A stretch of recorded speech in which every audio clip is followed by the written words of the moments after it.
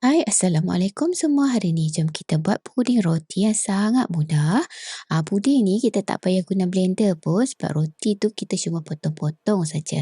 Dan yang penting rasa dia memang sangat sedap. Resepi puding roti ni kita guna 5 keping roti. Kemudian kita potong kepada beberapa bahagian. Roti kita dah potong tadi, kita susun pula ke dalam loyang.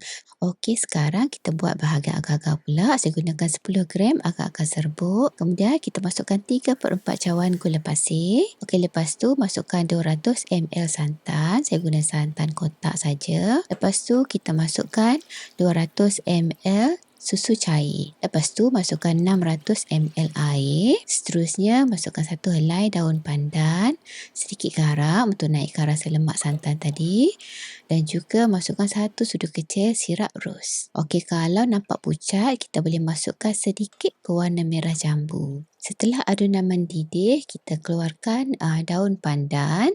Lepas tu kita kena terus tutup api. Okey, lepas tu kita masukkan potongan roti tadi.